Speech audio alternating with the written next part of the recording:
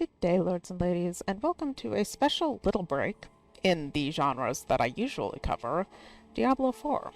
So we are about midway through Season 2 at this point, and I think I have learned enough about what I enjoy doing to maybe talk a little bit about it and see what the interest level is for me to continue covering this.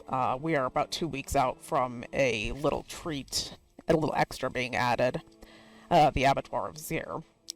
And to do that, I'm actually working on reformatting my build. But before I do, I really have enjoyed the build that I am playing enough that I wanted to kind of talk about it. So, what I am running as an unloved, unpopular Minion Necromancer is the Blood Summoner by Ponyhoff. I'm going to link his video on YouTube and his build guide on this so you can see the original version. It has evolved in my hands since then, but it is the best framework to start with. I love it. So what we're doing here, first of all, what we need to talk about is probably the obvious. You can see it with your eyes. The only unique that is needed for the Blood Summoner that really makes it pop is the Death Speaker's Pendant, which you have a good chance to get as early as World Tier 3. You can get it from the boss Varshan, who will be visiting a little bit later. Now, that's the only unique that I think you really have to have in order for this to really work, but I used this for leveling and it carried me the whole way, and then as I've been at level 100, I have worked over changes to kind of move it in the direction that ultimately I'm going to end up in anyway. Much as they say, if anything exists for long enough, it will eventually evolve into a crab. If I exist with a character long enough, it will eventually evolve into a Corpse Explosion Blood Mist Necro, because that's really the only option. It always goes back there. To which end, I am running the Ring of the Sacrilegious Soul. This is another thing that you can get from Varshan, and it is a callback to Season 1's Malignant Hearts, which auto-triggers the corpse skills for Raised Skeleton from the Book of the Dead, Corpse Explosion, and Corpse Tendrils. So those are just going off automatically. You can see Raised Skeleton and Corpse Explosion every second, Corpse Tendrils every 8 seconds. This is a pretty solid ring. It's going to be hard to get too much better. I rolled really low on max life, which would be nice to get better, but not crucial. And again, because I love my minions. They're not great in most situations, but I do love them. I have chosen to run the Ring of Mendeln, which you can source reliably from the Beast in Ice, to just give my minions a little bit of a boost. And, I do what I can for them. In a lot of situations that are like emotional support skeletons, but I do what I can to boost them up so they actually contribute. So those are the things that you can get reasonably reliably. No other unique is actually necessary. I say that very clearly and very loudly because the real jewel in this build for me is the thing that I was after from the very beginning of this game. I played the beta, and then I started playing in, the pre-season into the Eternal Realm, found out about Uber Uniques, and which ones they were. Most people want Shaco. All I wanted was Underhill's Visage because of the lifesteal. Because in the end, I just want to live, you guys. I have trauma from Monster Hunter kicking my butt. I just want to live. So anything that increases my general durability is a thing that I'm a fan of. Which brings us to our general legendaries and the aspects that I have decided are the most important ones to run.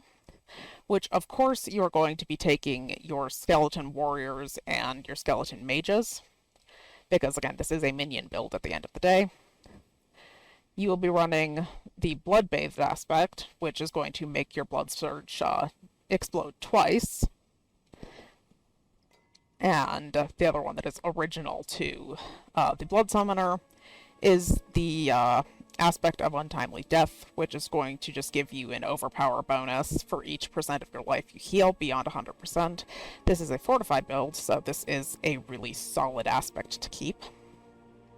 And I've toyed around with what I really want to do with the wand, because the original Blood Summoner aspects are good, but not they don't fit as well in the way I've modified the build.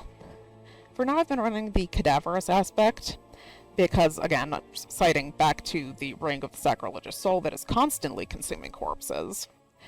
Consuming a corpse will increase the damage of the core skill, which is the Blood Surge, which is the main source of damage for this build, by 10% up to 50%, and this is just kind of an automatic thing that is constantly interacting between the ring and the wand to boost the Blood Surge damage. And also, citing that I wanted to run this ring very badly because the Malignant Hearts were super fun, I have swapped out Blood Wave to take Corpse Explosion instead.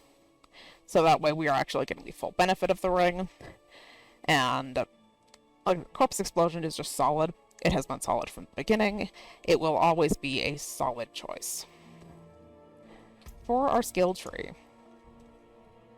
I will just skim right through what we have so that you can see it, but I encourage you to look at Ponyhoff's original version of this build, and not my little Frankenstein creation that I'm just enjoying enough to share.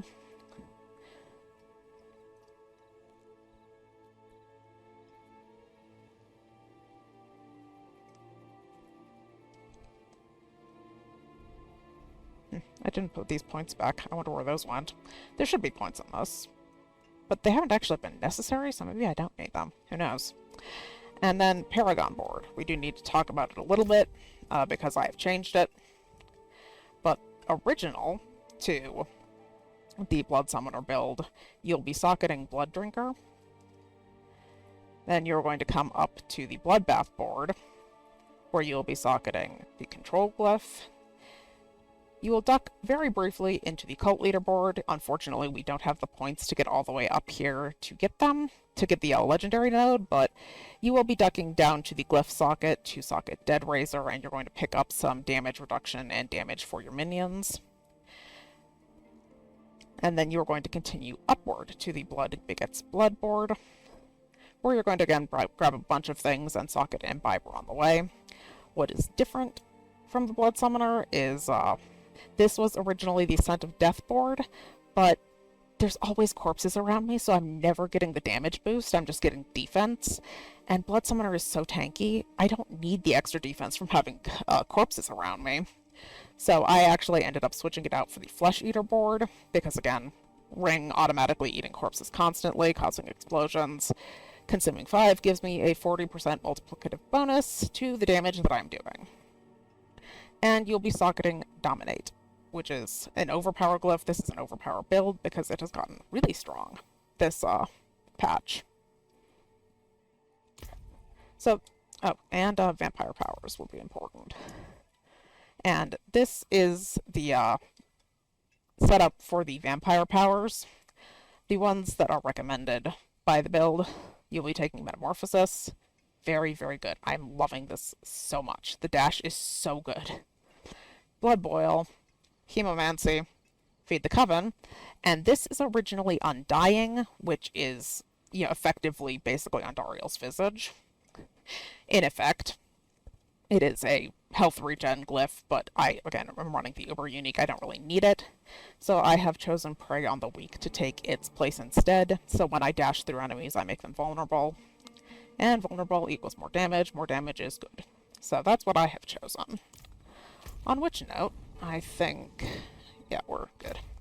We are going to jump over to where we are in Hawazar, the Blood Harvest, where I will run us around until I find the event that really allows you to see how the Blood Summoner shines.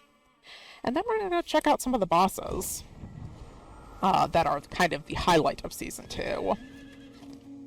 It's kind of a shame that this is in the middle of the night, but you should be able to get the idea. I just need to wander around and what's up here. That's not one. Here we go. Siphon. So this is a vampiric siphon. And this will show you exactly how good the Blood Summoner is. So the gameplay loop for this setup, we turn on random. This random is probably going to die, just wait for it. If he's in this circle, he is going to explode. this build is not friendly if you are doing any kind of multiplayer. I didn't actually realize that until I killed Bob doing it. But, you know, it's kind of a problem, this event, for the way that this build plays, because you can see my health draining constantly. I am getting my health back by killing things, and the Blood Surge Nova is going off around me, around my minions, around basically everything. So I hope our random stays out of the circle. In order to play the event, you have to stay inside the circle. I almost never completely finish it, because it gets really hard towards the end. So the gameplay loop, I'm spamming Iron Maiden around the edge where everything is spawning, because Iron Maiden is going to regen some of my health, or regens my essence, and I am casting Blood Surge all the time and exploding all of the things. Oh, I didn't talk about, and also my cold mages are also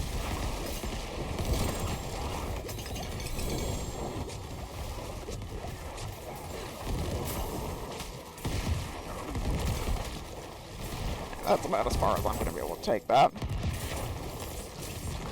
But you can see that is an amazing crowd control event. And that is where the Blood Summoner really shines. And the purpose, as you can probably tell, is that you're going to get a bunch of Blood Lures, and you can use the Blood Lures to do the main event of the Blood Harvest, which is going to spawn a bunch of loot. Which I suppose, what do you guys think? Should we check that out? Maybe we should check that out. 'Cause I'm not saving the Blood Lures for anything at this point. So if you are looking to level up your acclaim for the Blood Harvest, this is where you want to go. It costs 50 Blood Lures to activate the 3 pedestals, and the 3 pedestals are going to spawn another. By the way, this is an amazing crowd control build. I will again spawn randoms by starving this, but you'll get the idea. Even with the randoms, you are just spamming Iron Maiden around the area where everything is spawning. I don't have to leave. Like, I can stand in the middle of these pedestals and kill absolutely everything. Everywhere. You just click the button to delete everything that is currently on the screen. The Cold Mages, as they shoot, are also regenerating my essence. Iron Maiden is regenerating my essence. Just going to keep spamming that in between Blood Surges. And you will explode everything. Absolutely everything. It's glorious. And unlike the Siphon, which eventually becomes too much of a hazard to my health to continue, this event is nice and chill. It's very convenient when you're doing tree bounties if you need vampire kills for the tree. It's a good one to just come and start this. They did recently just boost the amount of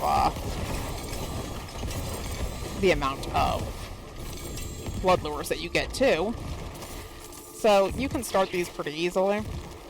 And again, you're going to get a bunch of loot.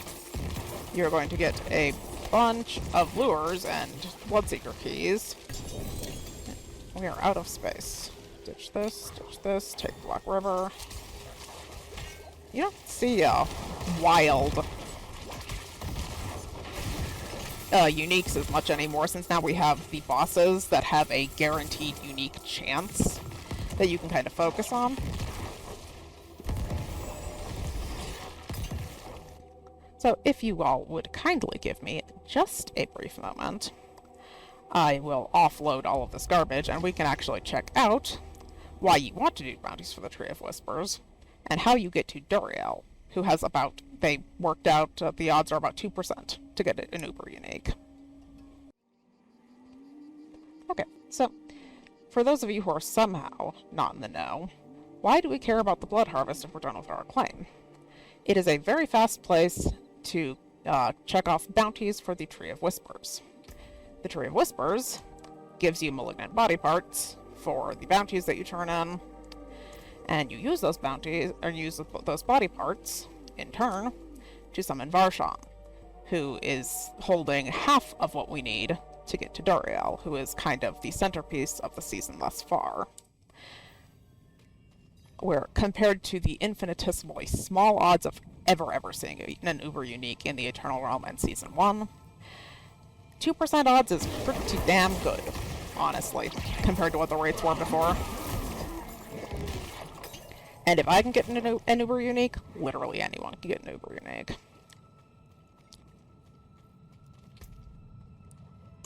So, you need one of each part to summon Varshan.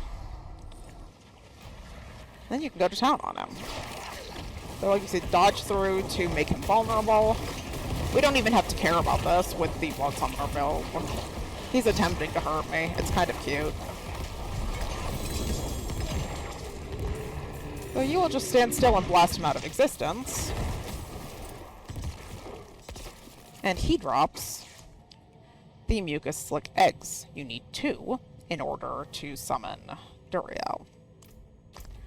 From there, instead of using parts to farm more, we will just jump right up here. It is just north of Alzuda. And just a hop, skip, and a jump from the Onyx Watchtower, you will find the dungeon for Grigoire.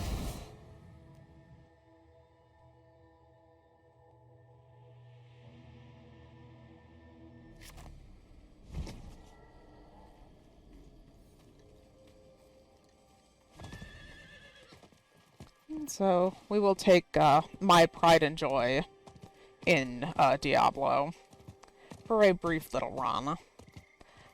This pony is one of the main goals that I had when I started the game. This is the Bloodied Steed from the PvP zone, and I love her more than anything. Her name is Ereshkigal. I wanted her so badly from the very start, but there was absolutely no way for a Minion Necromancer to be competitive in PvP in the Eternal Realm, so it had to wait until Season 1, where the Malignant Hearts leveled the playing field for everyone. It was glorious. It was a pact of mutually assured destruction. Absolutely everybody had a Barber Heart. You weren't going to win every time, but you would win a lot. And I actually genuinely had fun in PvP. It's actually kind of tragic. In Season 2, I suspect that everyone is sulking about the missing Barber Hearts, because in a couple of weeks of doing the tree bounties in that zone, I have seen one living person. It was a ball lightning sorceress, and she caved my skull in because I was totally asleep at the wheel, because I had seen no one the whole season. But, you know, I'm about to change up my build, so maybe next time. So, to summon Grigoire, you are going to need 5 living steel, which you get from the chest of living steel in the Helltide. And lucky for literally everyone, they just buffed the amount of living steel you get, so now you get 5 from every living steel chest, 1 from every other random chest. And the rates feel so much better. It was a disaster before.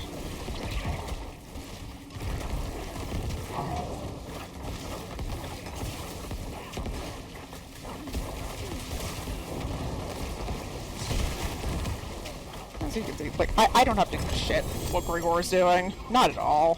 Ooh, lucky us. This is a rare opportunity. Every once in a while, if you've been very good, the sub-bosses will drop you 2 of their material. And so, in the hypothetical where we have fought Varshan twice, you will be next going to Gaeakal, to Duriel's Cave. Now, this will be the first time I have fought Duriel solo, and I don't anticipate it's going to be exciting because Blood Summoner is so tanky. It's not particularly fast. Okay. Miss loot. Apparently I missed loot. Let's grab that. So, I'm not anticipating a struggle, but, you know, compared to some of the builds this season that are just plain broken, my humble Minion Necromancer is, extraordinarily tanky. She can get the job done. And again, citing the fact that I wanted on Duriel's Visage more than anything, I value my ability to tank way more than my ability to do all of the DPS all the time. being able to just stand in their face and laugh at them makes me happy. I can just stand there and face tank the Butcher. It's amazing. He bullied me so hard in the beta. I will have a grudge against the Butcher probably forever, even though I consistently kill him now. That was probably the thing I remember most about the beta. Was the one time that Bob and I ended up meeting the Butcher. Left an impression on me, to put it mildly. And this season, I could just stand there and face tank him. I don't even have to care. He's irrelevant. It's the best feeling. I love it so much.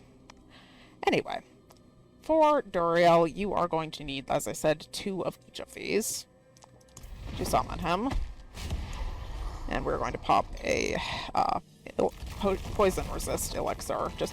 This is like the only thing you really need in order to really have no issue at all with Duriel, is you're going to want to cap out your poison resistance, because they actually fixed resistances, so those matter now.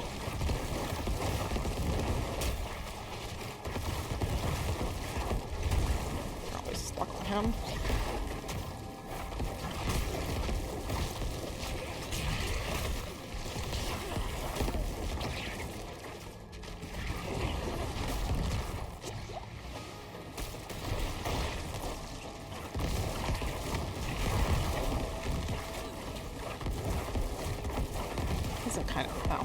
His AI derped out.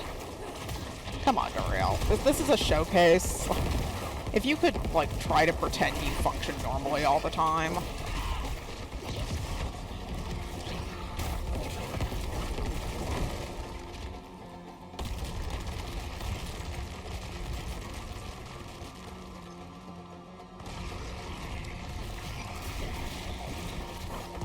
Yeah, I had to wait to do this showcase because,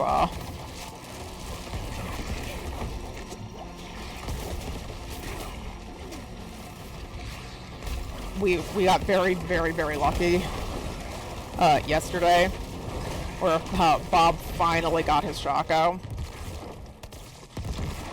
I got, like, ridiculously lucky. I got my Duriel's vision. It was probably about 60, 70 runs in.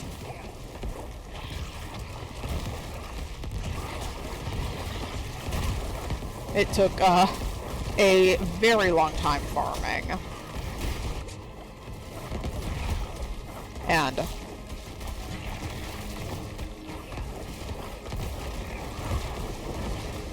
probably about 150 runs for Bob to get his.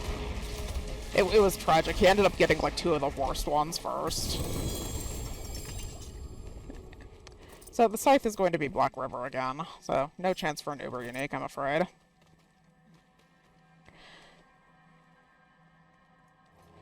I'll head back to Gaekul so I can sign off and sort my loot here. The nice thing about Duriel, whether you get an Uber Unique or not, is that all of the stuff that he drops is going to be dropping at max level. So you have the opportunity to get some pretty nice pieces. Yeah, like I said, Black River, mediocre roll. So, on that thought, lords and ladies, that is a little sneak peek of what I have been up to instead of focusing down on Outlast Trials Program 4, like I should have done last month. But I've been having so much fun with Diablo. So please let me know if you guys want me to cover it when the Abattoir of Zir comes out, because I really do enjoy Diablo 4, and I will be changing up my build here to something that might be a little bit more competitive, because word on the street is that the enemies in the Abattoir of Zir are going to be bullet sponges, as it were. So even though I enjoy my tankiness, I would probably do well to get a little bit more damage. So I am going to work on that, and I'm going to thank Ponyhop for an absolutely fantastic build. I have had so much fun with it. And until then, thank you all for watching, and I'll see you next time.